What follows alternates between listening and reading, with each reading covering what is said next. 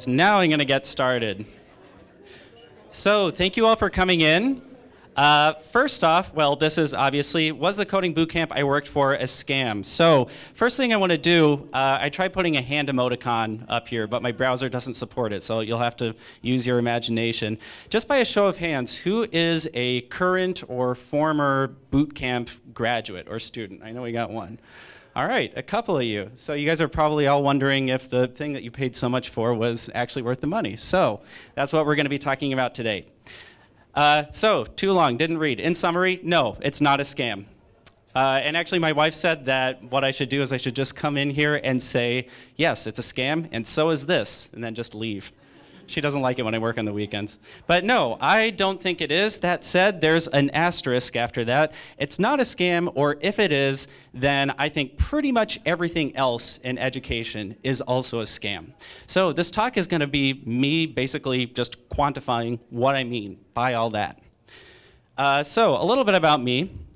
So I started off at Stanford University not studying anything related to computers. I was basically in sociology.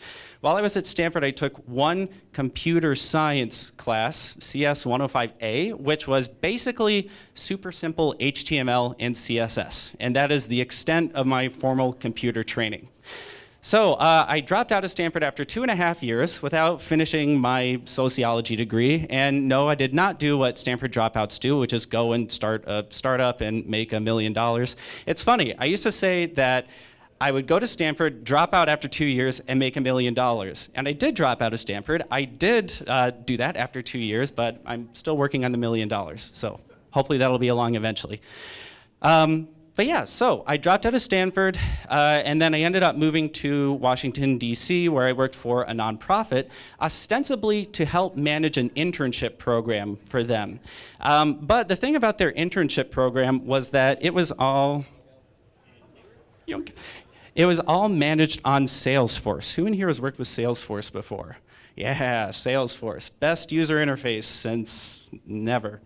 Yeah, so they had a really poorly done interface. And I found that in order for me to be able to do my job, I was just like lying awake at night worrying about this thing, worrying about this stupid interface that I was banging my head against every single day.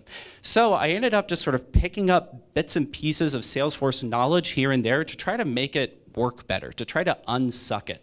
And after a while, I was like, oh, hey, maybe I can pass myself off as a Salesforce developer. So I did that for a while. At the same time, I was running a small business selling this folding dry erase board I'd invented called the Noteboard. That started off as just index cards and packing tape. Turns out packing tape makes a great dry erase surface. And when you use it to stick index cards together, it makes kind of a folding dry erase board. I thought it was the stupidest thing, but some friends of mine sort of encouraged me to try to do something with it. So in a brilliant move, I cleared out my entire savings account, my entire tiny savings account, to have 1,000 of these mass manufactured, and then they sat on a floor in the corner of my bedroom in the house I was renting with 3 other guys while I worried about how I was going to make rent, because I had no business experience, no sales experience, and 1,000 of these things to sell, and no idea how to do it. So I thought, well, I'm phone shy, so I'm not going to start cold calling people. I'm not really a networking person, so I'm not going to go start knocking on doors. I'll try making a website. That seems like the best way to try to sell this stuff to people without actually having to talk to people. So I drew on my extensive knowledge from that basic HTML and CSS class to make the world's ugliest website.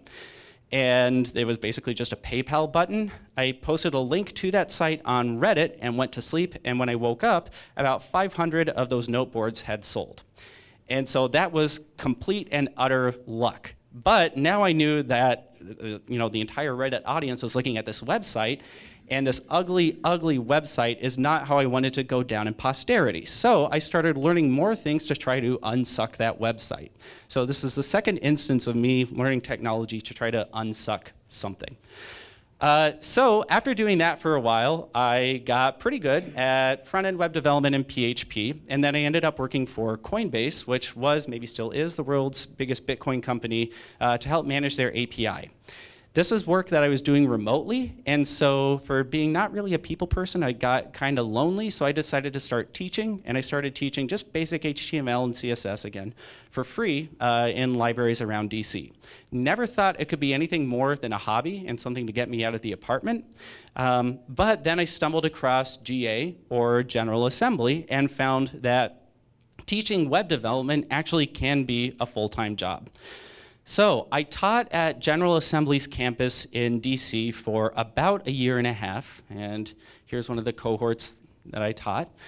And so as you can see, it brings students of all different ages and backgrounds and walks of life into this boot camp. GA is based in New York, and they've got sites all around the world. And so for those of you who aren't familiar with what a boot camp is, it's a great deal. You pay $13,000 to give up your entire day job and most of your family and social life to spend 9 hours a day, 5 days a week, for 12 weeks, sitting in a classroom and learning to code all day long. Doesn't that sound great? Yeah, so that's what I taught. And again, we had students from all walks of life. I really enjoyed doing it, but my wife is from Minnesota, so we'd always sort of planned on moving back here at some point. So we did, and GA's not here yet. So now I work for a company called MentorMate in Uptown, and I'm sort of basically my job is just to, MentorMate. Awesome. Yeah, my job is basically when people have an app idea, I'm one of the first people they talk to, and I figure out what it's actually going to look like.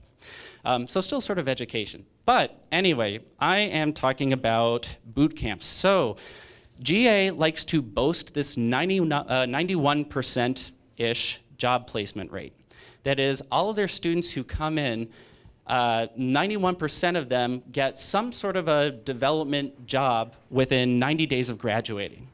So there are a couple conditions of this. One, it's within 90 days of graduating. Two, it has to be an actual paying job, not just like you have a job at Wendy's or something. It has to be an actual paying development job. And three, the most important thing is you have to consider it as a student to be the kind of job that you wanted. You have to consider it to be a development job. So these numbers are really pretty good. 91%, I think, is a pretty fantastic placement rate. But that said, boot camps have been getting a really bad rap. So that's for a couple different reasons. So what I'm going to do is I'm going to identify the 4 big reasons people talk smack about boot camps, and I'm going to justify their arguments on it, and then I'm going to give my own spin on it. So the first argument against boot camps is value. $13,000 is a lot of money. I definitely don't have that just lying around. I'm still working on that millionaire thing, remember. I definitely don't have $13,000 lying around. So the question is, what do you actually get for that $13,000? Well, you get, and actually before I say that, one quandary I always had while I was teaching is that I'm self-taught. I just used Google and Stack Overflow. So I was selling something for free that, I was selling something for $13,000 that I got for free. So that was sort of an ethical dilemma there. Does that make me a bad person? So what do you actually get for that $13,000? Well, you don't get content. So what I mean when I say what do you get for $13,000, what do you get that you couldn't just get somewhere else? So full disclosure, the content that you get at a boot camp is the exact same content you could get anywhere else, be it Google, Stack Overflow, Code Academy, a textbook, literally any coding book out there, you can get the exact same content for free that you would get from a boot camp. That was one of the things that students came in with this expectation that they tried to learn code before and it just never really stuck. So there must be some sort of special resource out there that people who can code have used, and once you get your hands on that resource, then it just sort of magically works for you. No, that's not the case. It's the exact same content for everyone. All of the content and lesson plans and stuff that we came up with, it was just pulled from the first 4 Google results, which is how pretty much all self-taught programmers these days learn. So you're not paying for any unique content, and you're also not getting any sort of a certification. You're not getting a degree or something that says, yes, you are a certified developer. You don't get any of that. What do you actually get? You get accountability and networking. So when I say accountability, I mean you have someone sort of kicking your butt and making sure that you get your homework done. And 2, you get opportunities to talk with other companies and talk with other developers and so on and so forth. So is that actually worth $13,000? I think a lot of people would say, no, it's not. So the second part of the scam is instruction. And I would put instruction in quotes here because what people tend to think goes on at boot camps is a lot of hand-holding. Most self-taught developers, well, they're self-taught. They don't have anyone providing a structure to them or sort of coaxing them along the way. You sort of have to figure it out. And that independence is considered to be a really important skill in the developer community. When you're in a boot camp, you have someone providing a curriculum for you and someone who is sort of, coaxing you along from step to step. So that looks like hand-holding. That is someone doing all of the heavy lifting for you and like something that would breed bad habits and just lend you to not really being successful in the workplace. So that brings me to point 3, job readiness. Yeah, we have that 91% placement rate, but what happens after they get that job? How long do they actually stay there? And just as importantly, what about that other 9%? I mean, that is not a small number by any means. What's going on with them? The last part of this is saturation, which is to say that it seems like if there are all these boot camps and they're such a hot commodity, then you're just going to end up with devs everywhere. You're going to end up with so-called developers, in quotes, who aren't really qualified to be developers all over the place. And so all of the good development jobs are going to be snapped up by people who aren't really qualified for them. All right, so those are the 4 components of the bootcamp scam. Now, my rebuttal to all of those. 1, value. So again, for $13,000, you're not getting any special content. You're not getting anything unique. You're just getting accountability and networking. Are those worth $13,000?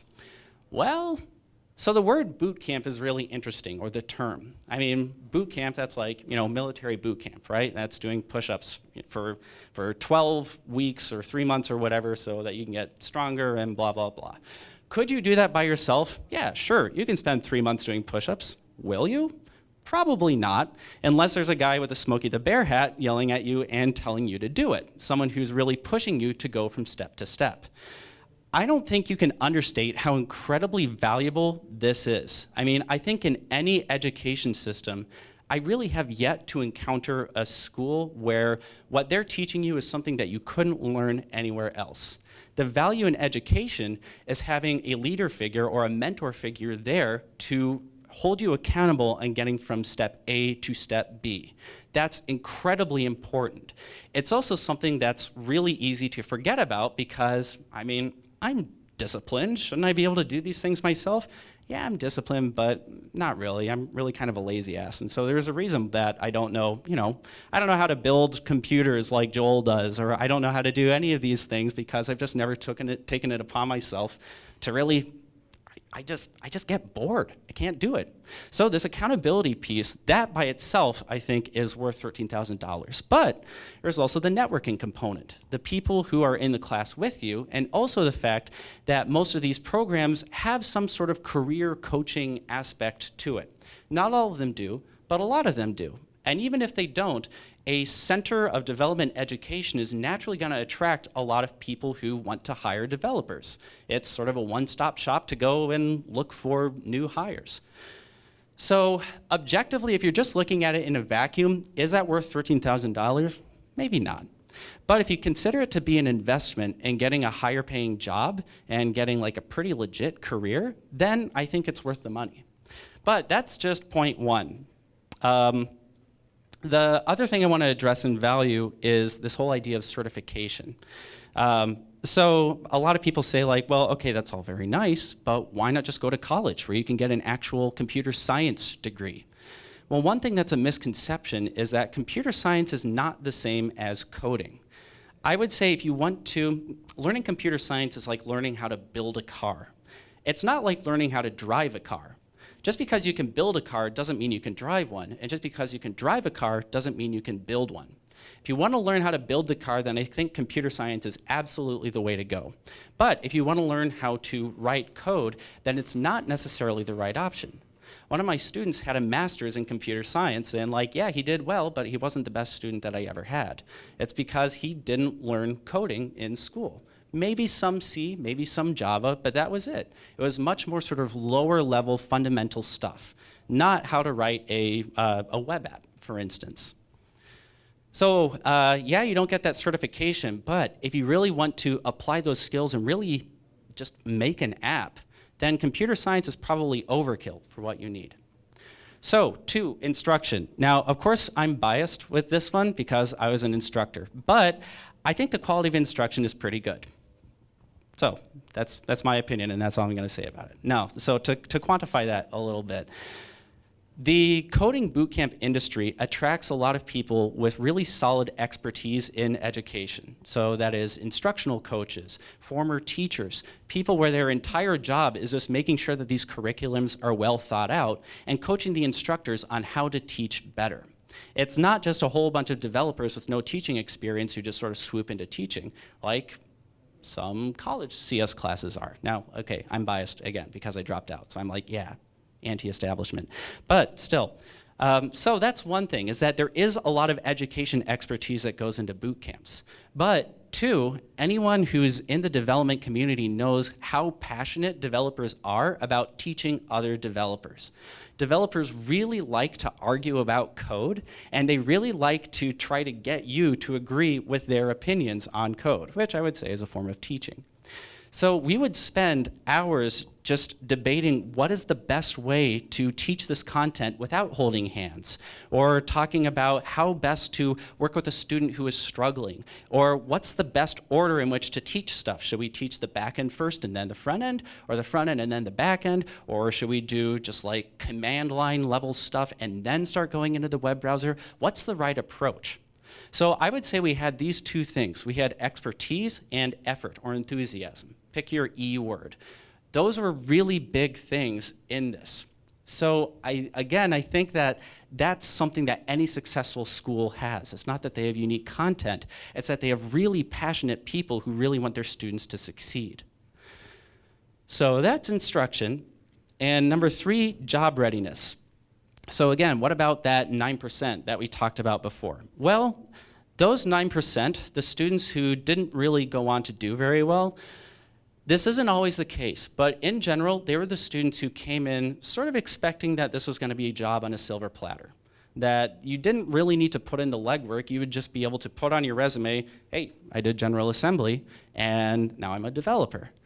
But we were pretty clear about telling the students from day one, we actually don't encourage you to put General Assembly on your resume because you don't get a certification from that. I mean, that by itself doesn't really prove anything. Instead, if you want something to put on your resume, start boning up your portfolio, start making stuff. That's what should go on there, not just some boot camp that you went to. The students who struggled with that concept are the ones who tended to sort of fizzle out and not get the jobs they wanted because they went in with the wrong expectations. And so I would say expectations management, that was a huge part of what we did as instructors, is just trying to manage the expectations of our students. 4, saturation. This is a thing I love most about the development industry, is that if you have a whole bunch of developers and there's not enough for them to do, they're just naturally going to start innovating. I mean, no other industry grows itself the way the tech industry does. You have someone who invents the next Salesforce, which becomes its own industry, for better or for worse. You have someone who invents the next Facebook, which becomes its own industry, or Pinterest, Instagram. And those are just like web apps. That leaves a lot of other stuff. This industry keeps growing itself. And as long as people keep innovating, there's still going to be developer jobs. I don't think it's possible to have market saturation of developers. So those are my rebuttals to whether or not boot camps are a scam. No, I don't think they are. So one thing that I want to sort of leave with before opening it up to questions is like, okay, so they're not a scam. Well, what next? Obviously, there's still room for improvement. So I have 2 things on this. One is a term I like to call fire butt. And I gave a talk about this at DevFest a couple months ago, so if any of you were in that, sorry for repeating myself. But when I say fire butt, I mean that special kind of urgency where it's like someone has lit a fire under your butt. And so you just have to do something about it, or your butt's gonna catch on fire. That is the most important quality in development, I think. Every self-taught developer I know, they learned as a result of having fire butt. For me, it was this crappy Salesforce instance keeping me up at night, or having a really ugly website keeping me up at night. For other people, it was that their lab equipment wasn't functioning properly, or that they got sort of shoehorned by their boss into some sort of a web development support position, not knowing anything about it. And just in order to stay afloat, they had to learn some code. I think that dev bootcamps focus too much on delivering content and not enough on sort of cultivating this fire butt. Not enough on opening students to all of the different things out there that they can solve with code. I would say that, like, if I could snap my fingers and start my own bootcamp, one of the first things I would start off with is asking students to keep a diary that's a bug list. Just a list of things that you encounter in your everyday life that piss you off. Things that seem inefficient or annoying, or you just have to do them every single day and it's a drag. Things that, in other words, you might be able to automate. If you get sort of, you sort of need two things. You need to know that you have the tools in order to achieve that, and two, you have to sort of realize that this is a problem in the first place. I think boot camps would really do everyone a favor by focusing more on cultivating that and less on focusing on content, because then the students will just start teaching themselves, which is how most people learn to code anyway. So 1, fire butt. 2, so that's sort of a do. 1 don't is this idea of coding destiny. There have been a lot of anti-bootcamp articles out there where one of the things they talk about is that some people just aren't meant to be developers. And boy, nothing drives me crazier than that concept, that someone's just not meant to do something. And the reason that drives me crazy is because it is the ultimate cop-out. If you say to yourself, well, this is hard, so that must mean the universe doesn't want me to do it, I mean, you can't really argue against that, so okay. I mean, that's sort of it, right?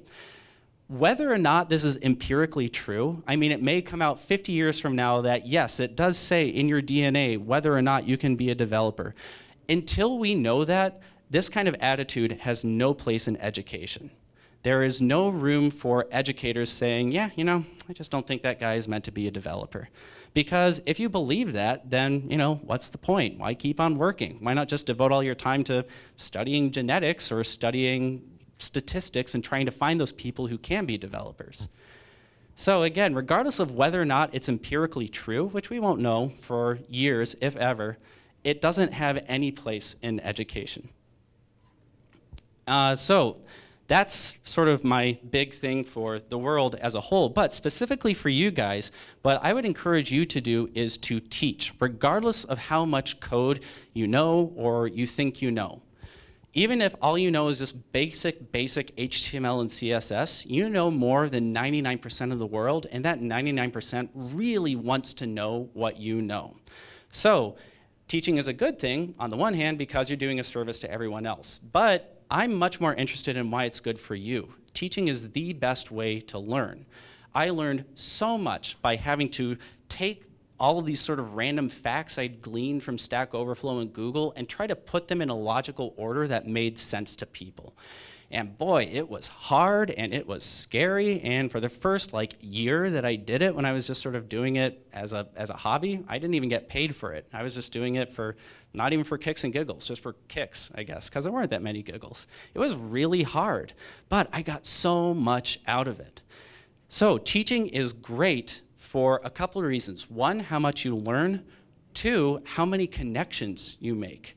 If you go and teach basic HTML and CSS to a room full of people, then suddenly you become the expert on web design for that room full of people. And so if they decide to go back and start trying it themselves and they're like, oof, man, you know, maybe I can do this, but it sure takes a lot of effort, you're gonna be the first person they call when they're looking for someone to hire to do web design for them. And plus, you just meet a whole lot of people, and plus, maybe it could even be your full-time job. So really, for any developer, regardless of how scary it is, because it will be scary, I think teaching is absolutely the best thing you can do, be it in a church, a library, a school, with a group of friends, one-on-one, whatever. But if you're spinning your wheels in your career search and you're not what to do next, then you really have no excuse to not do this, because anyone can do it. All right, so now we have ample time for questions. Did you have one? Well, you kind of already answered it. Now I was going to say, what kind of places or where would you go to like offer your services? Yeah, I mean, honestly, any sort of a like community-oriented thing. Plus, there's any of you guys use Nextdoor? It's that app. It's like a neighborhood social network thing. That's a great place where if you say like, hey, anyone want to learn how to build a website, you're going to get about 8 million responses in 24 hours. When you don't get 8 million responses, don't quote me on that. But people are definitely interested. So I would say that, and libraries. Again, that's how I got started. Just waltz in and say, hey, I want to teach a coding class. And if it's a Minneapolis Public Library, they'll probably say, all right, when? Yes? So you don't know of any bootcamp scams?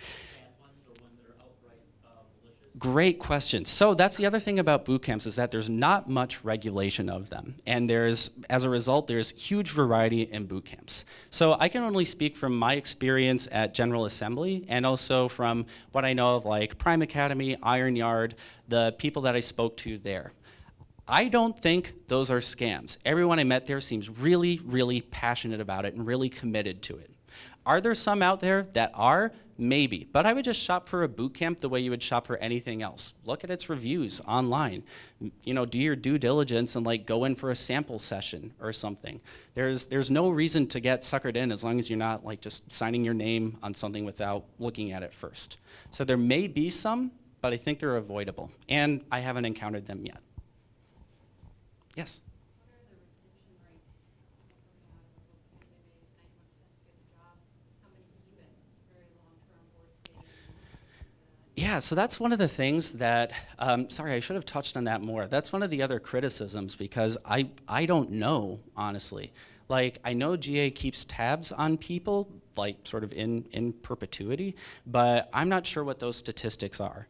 I'd like to think they're pretty good, but I don't know, and I'm not sure. People tend to be so focused on getting people through the camp and getting them placed that I would say that's a valid criticism, is how much longevity do they actually have?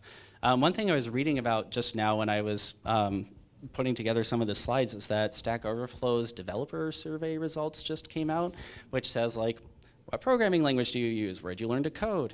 And it was something like 23% of developers recommended a boot camp, even though only like 9% of developers learned to code in a boot camp.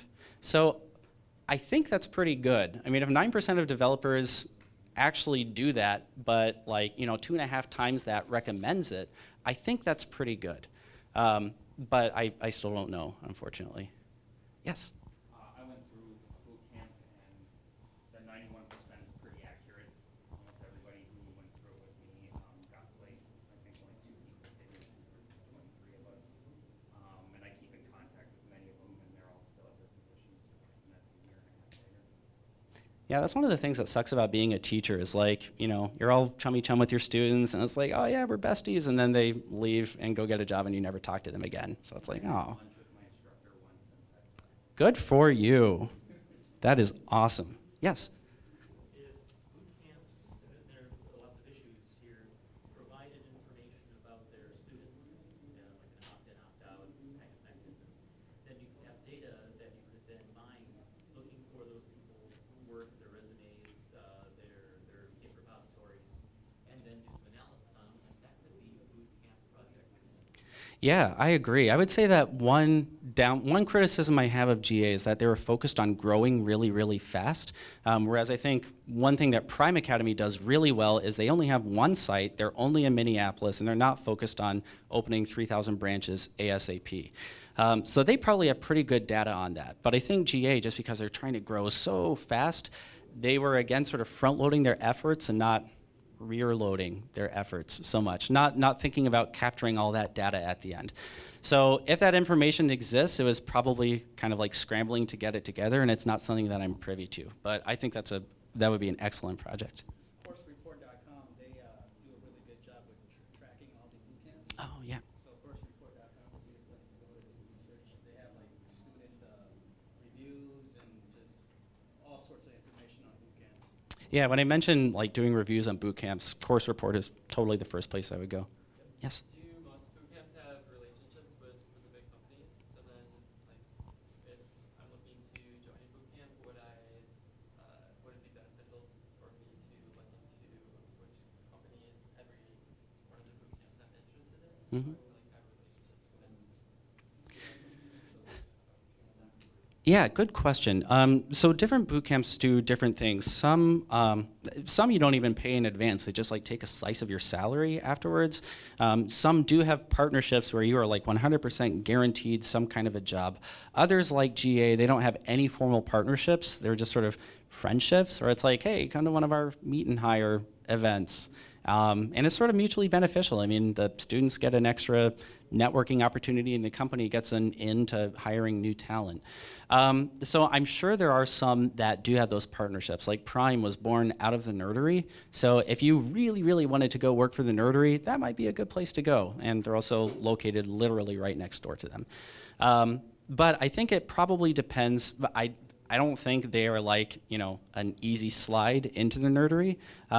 So yeah, I'm personally not aware of companies that do have like direct partnerships like that. So in any event, personally, I would focus first just on whatever has the best reviews, because my opinion of a company is probably going to change over time. If I'm really, really sold on it right now, I'm kind of taking a risk if I start planning around that, because it might turn out that my opinion is unfounded. So I would focus first on just getting the best education.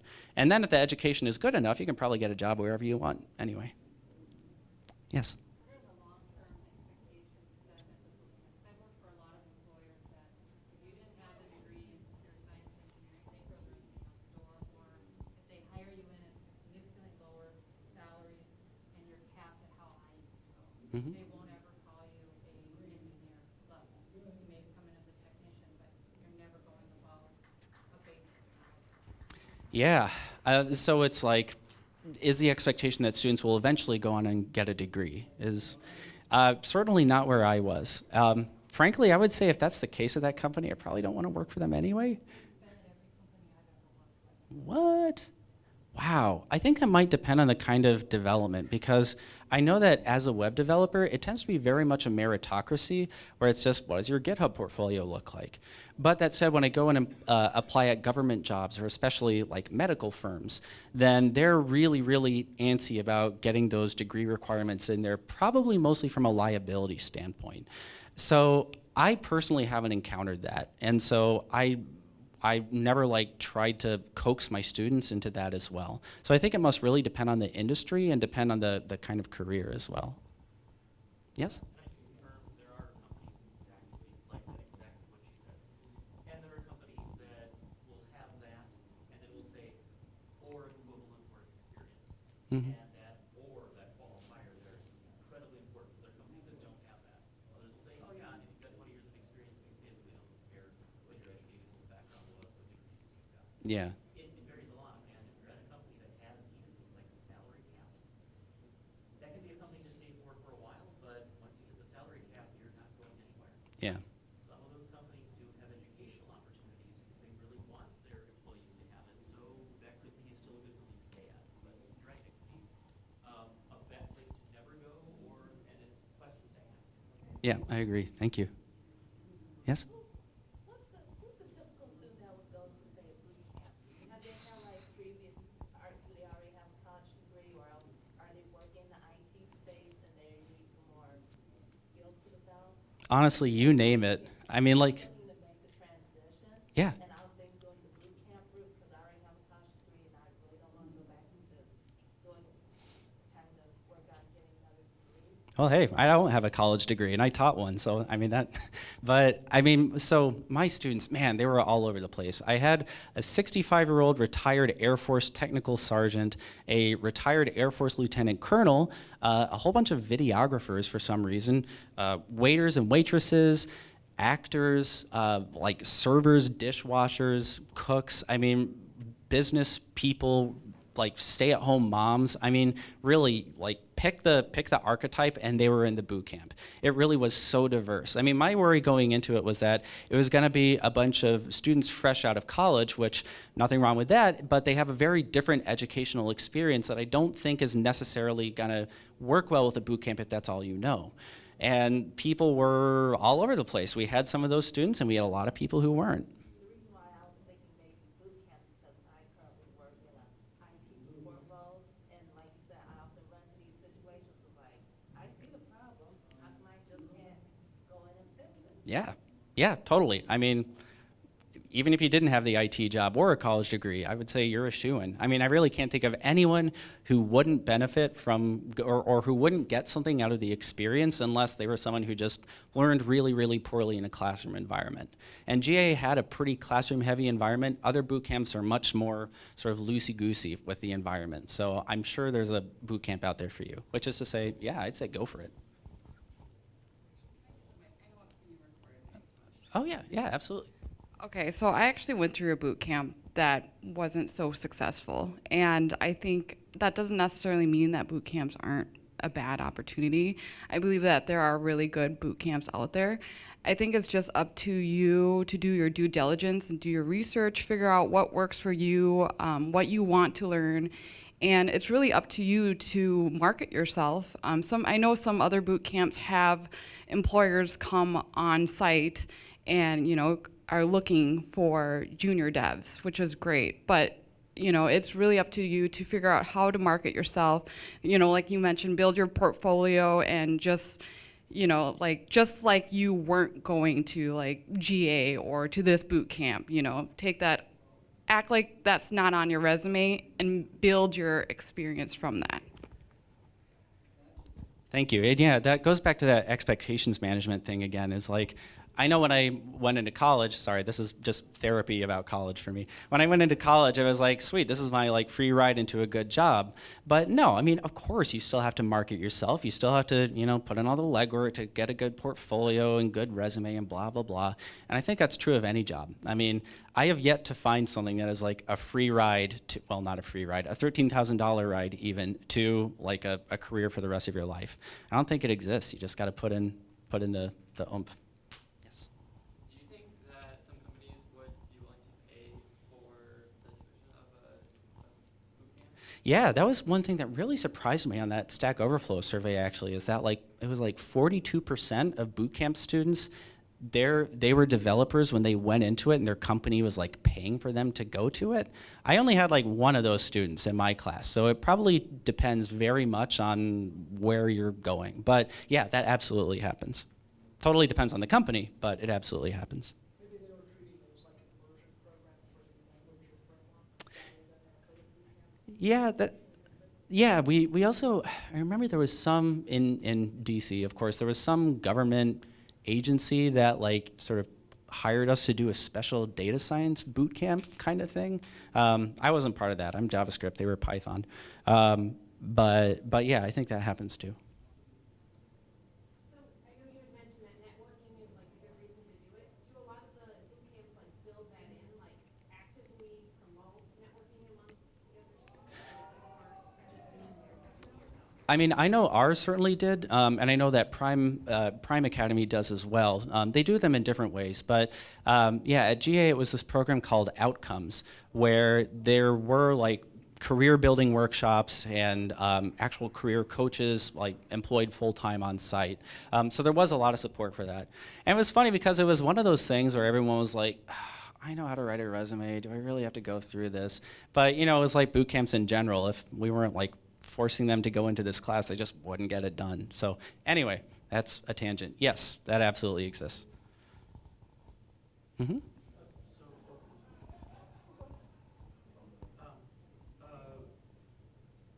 the bigger question of, if you've got $13,000 to spend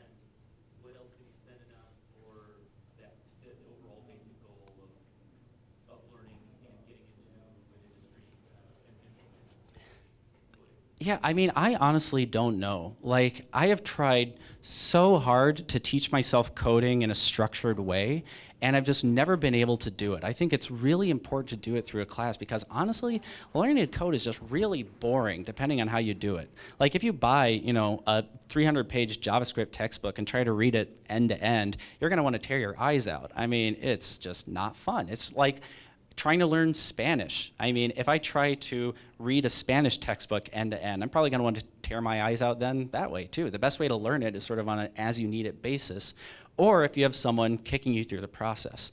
So hiring a life coach, maybe, to say like, hey, you need to get this done, sort of your own personal drill instructor, I'm not sure. Aside from that, I really don't know.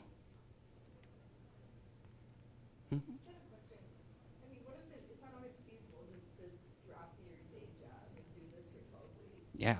Are there any, I kind of looked, are there any like Parttime or, you know, something like that where Yeah, I mean, you're a little cheaper? yeah, totally. Why, you don't want to quit your entire career and go completely transition? What, are you crazy? Yeah, no, I totally understand. I know that GA had part-time courses. Some boot camps only do the full-time thing, some only do the part-time thing. So, I mean, there are definitely some in Minneapolis, I know, and pretty much every city. So yeah, absolutely.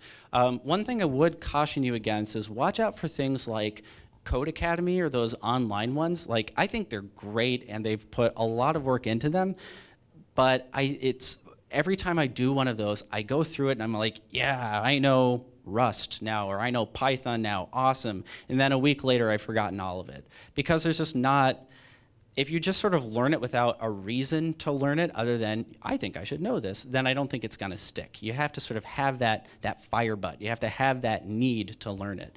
But if you have a problem that you really wanna solve, then I think those are great, and that might be all you need. But yeah, those part-time classes, they definitely exist. Just sniff around. Yeah, because just piecing it all together could be even tricky. It's like, yeah, okay, great, I made an array, but what do I do with this in the real world? Yeah, You know, so that's kind of where I'm struggling a little bit. yeah, I think that's where, Great, I made a calculator, but now what? yeah. I don't want to make a calculator. I want to like make something that actually does something. Yeah, I know. I think that's a struggle everywhere. There are some, I can't remember the name of it. I know there's like a Python site where it's like Python specifically through the lens of build something that's actually useful. And I'm sure there are things like that for other languages as well. But I always tell people that if you want to learn web development, the best thing you can possibly do, I think, is make a personal web page for yourself. And then, here's the important part, share it with everyone you know, so you know lots of people are looking at this ugly-ass website you made, and you better make it look better. Because then that gives you some fire butt. So sometimes it's sort of creating the problem for yourself, almost, I think. And then that gives you the impetus you need to keep on going.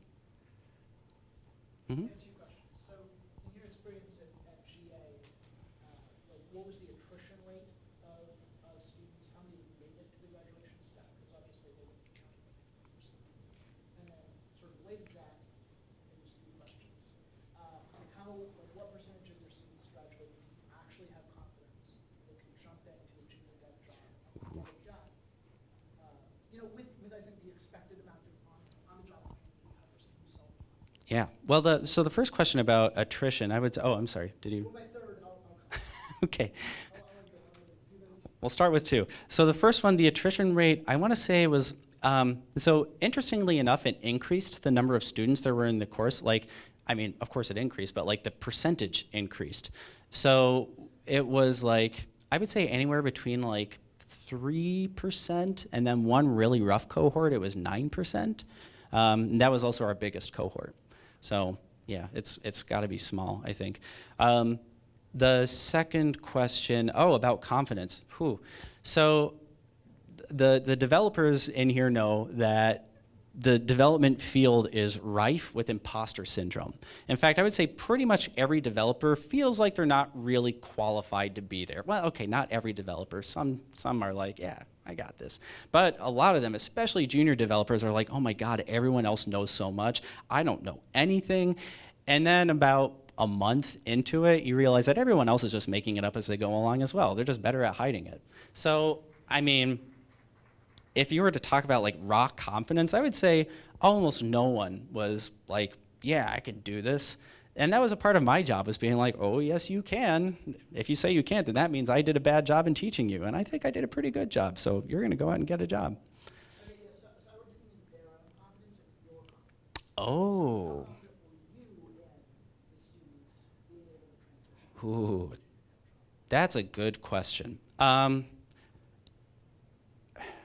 mean, I'm not sure I can give you a percentage, but if I was ever not confident, it was not because of the students' like coding ability. It was because they like just sort of clammed up and didn't try to put themselves out there no matter how much we coaxed them, or they just otherwise weren't like really doing anything to actively try to get a job. So if there was someone I wasn't confident in, it was totally a personal, well, like an interpersonal, a human issue, not like a coding ability issue, which was really hard because how do you fix those? So I mean, most of the job was basically being a therapist for people anyway, which is funny when they're older than you. Anything? Oh. A little bit about how some of the boot camps handle things like aptitude or the application process, and managing expectations of the students that come in. Yeah, I mean, some have pretty rigorous application processes where you like already sort of have to know some code before you go in. Like some of them are like, we don't want to teach HTML and CSS, so you have to know those, and you have to know basic JavaScript before you go into it. Others are like, you know, whatever, we'll take you wherever you're at. GA had like a very nominal, basically ceremonial interview process where there was sort of a technical question, but really they were just interested in seeing like, are you a sane human being who's not going to be disruptive in the classroom? And that was pretty much it. So it totally depends on the boot camp. Yeah, I can only really speak to GA, and then it's like App Academy, I think, is the one where they have they have pretty rigorous requirements at the start. What was your third question? I was gonna ask if you're troubled at all by the for-profit nature of those Oh. Because like, I mean, generally in higher ed, right, like there's some real issues with for-profit education versus not-for-profit education. I don't know what you're saying. Yeah. Is it really much of a not-for-profit alternative in terms of boot camps? I think in the third person, yes, I'm against it. In the first person, no, I think it's great. So what I mean is like, I mean, GA was for profit, but man, we worked really hard to make a good experience. It's really easy to see things like, you know, University of Phoenix or whatever and be like, psh, you know, what a load of hacks. But I don't know anything about them. I mean, I would imagine that probably a lot of their staff members really, really care as well. I just don't know. So it's also sort of like, you know, where does the quality live?